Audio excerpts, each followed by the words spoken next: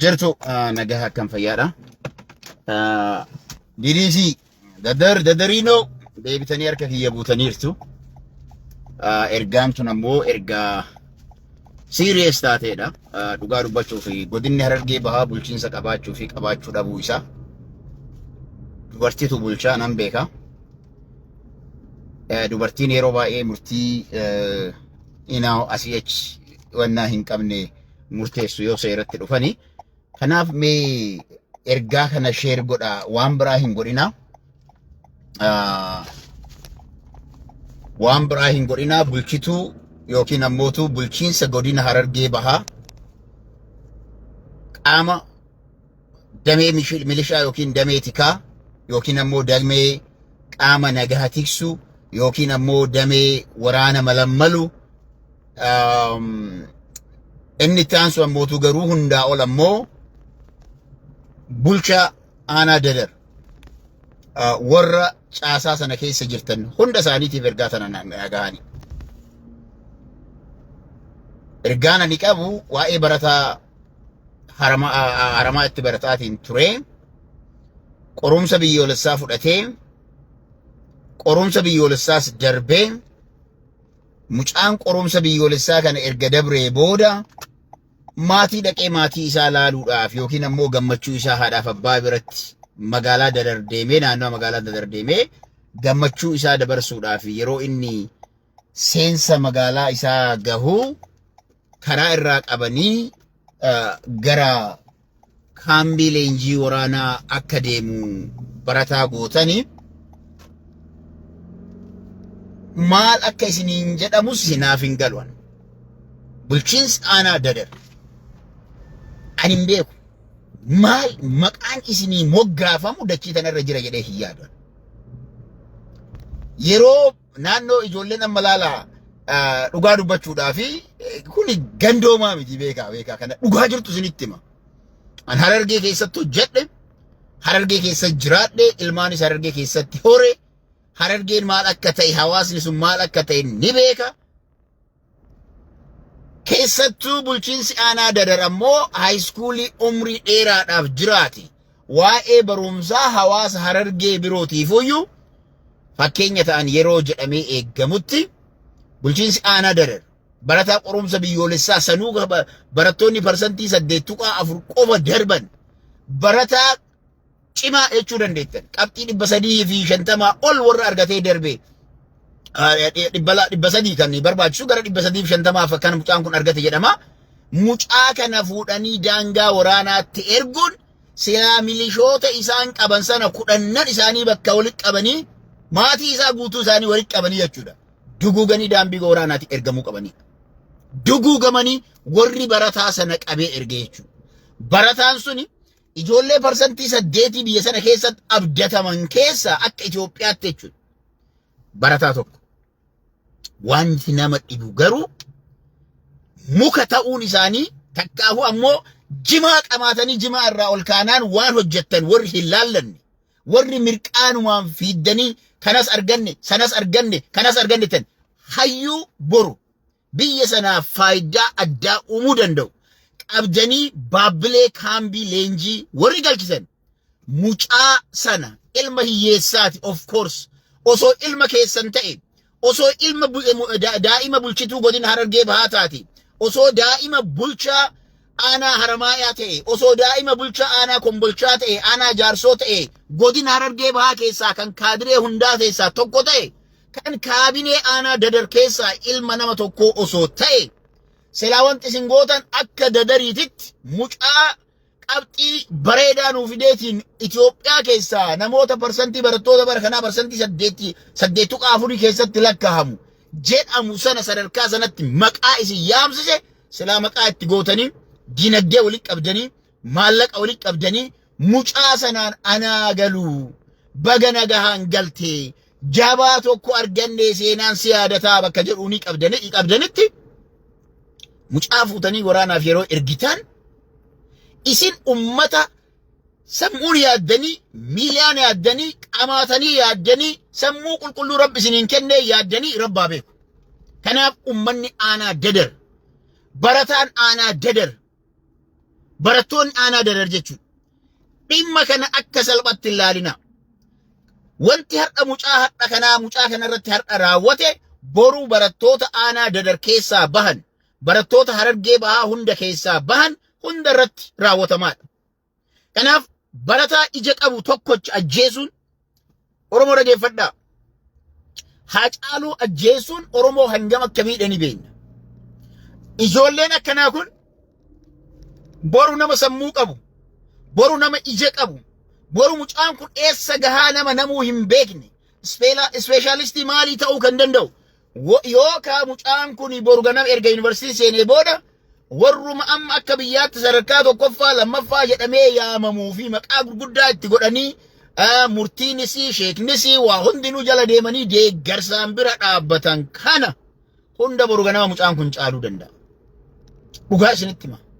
Har'a qabxii ittiin darbu argate boru yuunivarsiitii guyyaa seenu xiiqiidhaan mucaan kun yoo hojjete barattoota bara kana yuunivarsiitii isaanii seenan hunda isaanii caalee hunda isaaniitii olitti warqii addaatiin barataa eebbifamuu danda'u ta'uu danda'a. Mucaa kana gadi dhiisa. Mucaa kana gadi dhiisa. Mucaa kana fuutanii daangaa waraanaatiin yoo ergitan trust me mucaan kun hinduulleedha. Waan ajaa'ibaa isinii dhageeffadha. Mucaan kun hindu. Isin waraanatti ergitanii mucaan kun waa takkan ta'u. This is the smartest kid. Mucaa smart ta'e. Akka biyyaa persentii 8 keessatti nama makame. Tokko karaadhaa qabdanii haadha isaatii yeroo inni nagaa dhaammachuudhaaf galu fuutanii yeroo daangaa waraanaatitti erguudhaaf fuutani. Persentiin 92 kan kufe osoo jiru maali? Persentiin 92 sun ilmaan fira keessaniiti. Maallaqa gubboo nyaattanii isaan kan qabuu dadhabdanii. Warri kuffistaniif ka Biraanuu Naggaa ወደ Biraanuu Juullaa ለመላክ አይደለም እንዴ?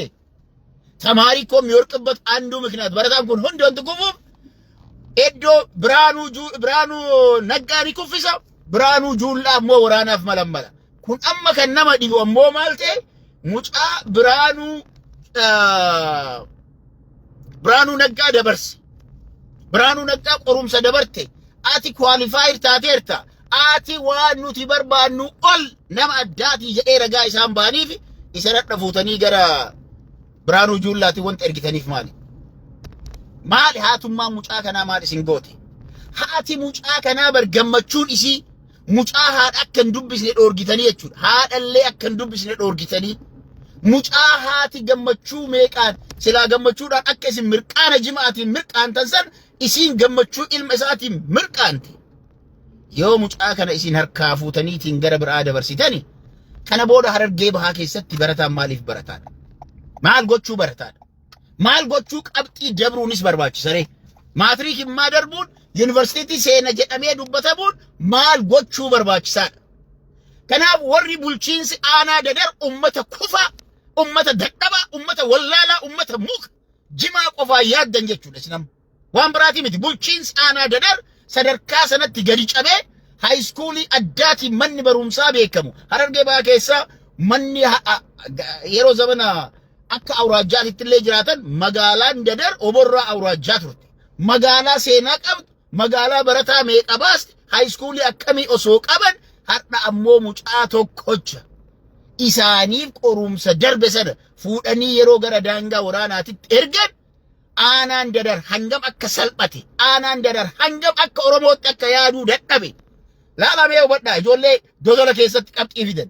Maal qaba osoo akkuma ijoollee dodola keessatti amma hawaasni Arsiidha dhugaa isinitti baan. Hawaasni Arsii ijoollee tokkoffaa bahan lammaffaa bahan san akkaataan isin itti shurruu jettan, akkaataan isin itti qabattanii ijoollee sana ittiin badhaastan dhugaa isinitti hima. Ka Harargee bahaa kanaa yoo wal bira kan qabnu yoo taate bulchaan Arsii lixaas badhaasa isa barbaachisa. Isumaayyuu bulchii hawaasni Arsiis badhaasa isin barbaachisa. Hawaasni Harargee bahaa ammoo mucaa kana yeroo fuutaniitiin gara daangaa waraanaatitti isin ergitan waan kana cadhisee hin dubbanneen laalee poostiin jirus muraasa wanti kun dubbatamuu qaba. Ilmi hiyyeessaa hiyyummaa jalaa ba'uudhaaf dandeettii isaa kennedha. Amma ijoolleen waa qabxii olaanaa fidan jechuudha. Ijoolleen maatiriikii irratti qabxii olaanaa fidan hedduun isaanii ilmaan hiyyeeyyiiti. sammuu qofa waan abdataniif dinagdee abbaa irraa dhaala waan hin qabneef maatiin isaanii yookaan hojjetaa mootummaati yookaan ammoo nama mindaa gadaanaan jiraatu yookaan ammoo ilmaan qonnaan bulaa boodattafaati. Ijoolleen kun maatiin kun miti akka biyyaatti ijoolleen kun hadha of duraaf dhaloota biyya kana abbaa of duratti ta'u dhaloota sammuu qabu dhaloota silaa biyya sana sirnaan deemuunii ijoollee danda'anidha. Garuu maal goona ree? Itoophiyaa keessatti sirna bulchiinsa keessattuu sadarkaa aanaatii fi godinaa gaditti warri jiru warra kolleejii dharaa hulluuqee bahe siviil sarviisii seenanii bahan warra qubee aabaa caadaa sirnaan barreessuu hin dandeenyee fi diqaalawwan alagaa keessaa Oromiyaa keessa galanii afaan Oromoo baranidha. Kan qubee afaan Oromoo sirnaan barreessuu hin dandeenye. Dhufuu bira tokkotti warra barreessu jechuudha. Kanaafi ani bulchiinsi aanaa dadar salphina keessan miila keessaniin baatanii jechuudha. Baabbilee dhaxxanii shururuu jettanii mucaa sana fiddanii mucaa sanaaf galata galchitanii dhiifama gaafattanii waan inni ittiin baratu qopheessuufi malee yakki isin irra raawwattan sun yakka olaanaadha. Kanaaf bulchituun godina Harargee baha. Bulchituun godina Harargee baha Aadde Miskiyaadha na fakkaata maqaan isii. Aadde Miskiyaadha. Ijoollee lafaa dhufaadha. Dubartiidha kabaja addaasiif qabu. Dubartiin sadarkaa godinaatti biyya bulchuu eegaluun keessan magaalaalee garagaraa aangoon isin kennamuu keessan waan guddaadha. Waan gaariidha. Waan jabaadha.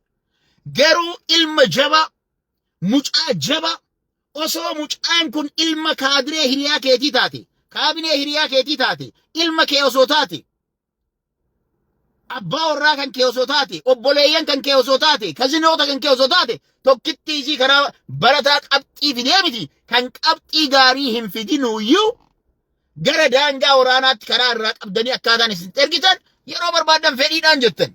Laala badha rakkoo faarsitee bultoota maali intalattiin amma artistiin tuni eenyu tani wixa jettu tana yeroo sirbitu yeroo tokko magaarii sirbiti. Awwa maqaan Saaliyaa Saamii.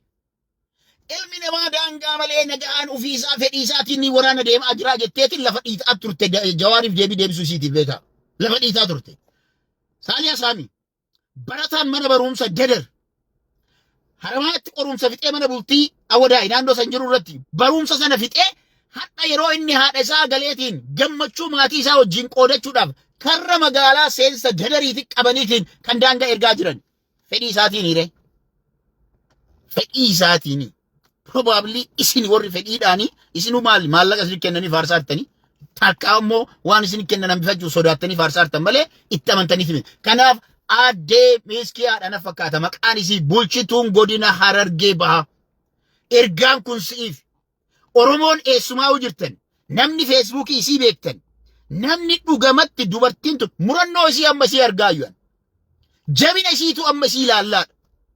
Hangam akka yakka aanaan dadar dalage badii aanaan dadar dalage badii bulchiinsi yookiin ammoo qaamni nageenyaa aanaa dadar dalage qaamni nageenyaa godina Harargee bahaa akkamitti akka furuu danda'u.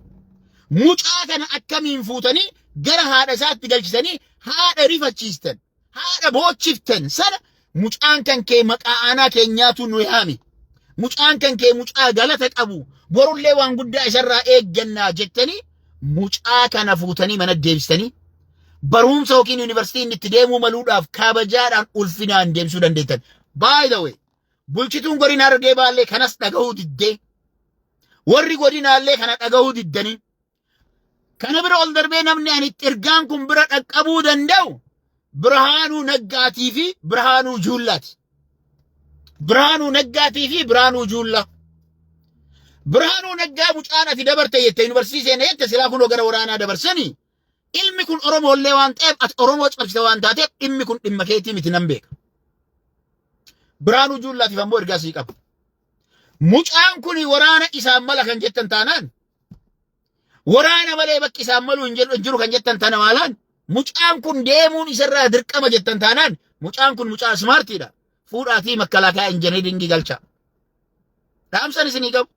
Bakka hin barbaaddan taanaan mucaan kun boru akkuma hadha hundi keessanuu warruma waraana keessaa bahetu waan hundaa aangoo hundaa harkaa qabdaniimi mucaan kun boru akka keenya bakka nama nuwuu kan jettan yoo taate qawwee itti hiitanii akka ijoollee amma ji'a lama leenjistanii itti gara daangaatti ergina. Eertiraatti ergina. Bosona naannoo Amaaraatti ergina. bosona Oromiyaatti isin ergina mucaa kana kallattiidhaan fuudhaati. Take him to engineering university. Bakka dhumate. Yooka ground technician barsiisa. Yooka makalaakaa engineering barsiisa. Hojiin isaa malu nama dandeettii akkanaa qabu qawwee baatanii daangaa tiksuu osoo hin taane dugda duubaa waan waraanni sun barbaadu waan garagaraa kalaqu waan garagaraa uumu waan ta'eef mucaa kana seenaanis isin gaafata. Seerrillee isin gaafata. Barattoota yuunivarsiitii irraa bahan barataa 48 fi 500 homaa jettan kana. Barataa kana hunda keessaa barataan kun isaan kun hundi isaanii yuunivarsiitii seenanii inni kun ammootu gara daangaa waraanaatti ergitan taanaan I think isin biyya tiksuuf osoo hin taane aangoo keessan tifkachuudhaaf teettu jechuudha. Sanuma isiniin jedha. Biraanuu Juullaa ergaa tanan dhagaa taanaan ergaan tun akka tasaa ta'ee gurra isaa bu'a taanaan mucaa sana fuudhiiti galchi gara mana isaa. Deemii baradhu guyyaa ammoo digirii jalqabaa qabatte booda gara makalaakaa kootti nu gargaartaa jedhaan. He can do so many things. Makalaakaa ta'uun wanti guddaa maali namoota poteenshaalii qaban ijoollee horii tiksan ijoollee qubeeyyuu gara sirnaan baratanii hin beekne walii qabdee daangaa ergitee nama boru sadarkaa guddaa ga'uu danda'u. Nama boru hooggansa biyyattii sana hunda keessan bakka bu'uu danda'u fuutaniitiin lubbuu isaaniin gabaabsina. Kanuma isinitti hima. Warri ilmaan Harargeedhaa garuu an dhalataa Harargeetii namni jettu. Silaa osoo dandeettanii mucaa kana har'arraa eegaltanii olola biraa dhiisaa. Olola waa'ee dhalaa, waa'ee maalii odeessaa yoo ooltanii ajandaan isin godhattan silaa mucaan dadarii kun hatattamaan gadhiifamu. Waan biraa yoo dadhabdan mucaan kun lakkii maallaqaan bitatan 30,000 kafalamaa jedhamaa jira. Yooka 30,000 dhageeffadhaa isinitti hima. Mucaa kana 30,000 nyaachuu yoo kan barbaadan taatan na dubbisaa. Mucaa kana an 30,000 qarshii Itoophiyaa isinii kenne mucaan kun gadhiifamee gara yuunivarsiitii isaa adeemu. Yoo maallaqa 30,000 kan barbaadan taate. Because isinillee Liibiyaadhaan qixxooftanii jirtan waan ta'eef. Liibiyaadhaan qixxooftanii jirtan waan ta'eef. Liibiyaatti namni ni qabama maallaqa itti kafalla. Shiftaan bosona Oromiyaa keessaa nama ni qabama maallaqa itti kafalla. Silaa diyaaspooraa rabbitu rakkise. Rabbitu rakkise diyaaspooraa kana. Kanaaf mucaa dadarkan yoo maallaqaaf qabdan maallaqa natu isinii baasa akkaawuntii na ergaa. Bulchiinsi aanaa dadar akkaawuntii maallaqa 30,000 ergin. Nu baasa. Isinii yennina bakka maal goonare. Mucaan kun garuu nama guddachuu qabuudha. Mucaan kun garuu nama ta'uu qabuudha. Mucaa kana gadhiisuu qabdanidha. Mucaa qabxii parsantii 8.4 akka biyyaatti qabnu keessa fuutanii yuunivarsiitiidhaa gara yuunivarsiitii nagaan deemi jechuu bakka qabdanitti isin fuutanii daangaa waraanaatti erguun osoo an bulchaa godina sanii ta'e har'a bulchaa aanaa dadar mana hidhaatti darba. Osoo an bulchaa godina sanaa ta'e har'a silaa qaama milishaa ta'e qaama caasaa nageenyaa mucaa sana qabee haadha boochisaa mucaa yuunivarsiitii deemuudhaaf qophii irra jiru baabbiletti erge sana bakka mucaa kanaa daangatti erga. Bakka mucaa kanaa ji'a lamaan saniin lablabbi goosiisee daangaa waraanaatti erge. Osoo ana taate bulchiinsi godina Harargee Bahaa. Bulchiinsi Harargee godina Bahaa ana ta'uu hin dandeettu. I know that. Ana ta'uu hin dandeettu. Ana ta'uu waan hin dandeenyeef waan biraa hin godhini nama biraa hidhuun boru ganama amma akkati nama naasiin findeksii godhataa naaniini. Hatattamaan baabbilee deemi yookaan baabbilee jirtaayyuu yeroo ammaan tanaatu mucaa kana baasi. Let him go. Let him go to university. Waggaa 4 booda mucaan kun as deebi'ee si fayyada. Biyya sana fayyada. Oromiyaa fayyada. Dhaamsi kooshiitan. Ergaa tana warroonni dhageettan. Qoqqoodaatii qaama bulchiinsa fi neetworkii warra Harargee Bahaa bulchuun naaf gahaa ulfaadhaa galatooma kanaa ol dubbii kiyya dheeressuun barbaadu. Nagaatti. Salaamu.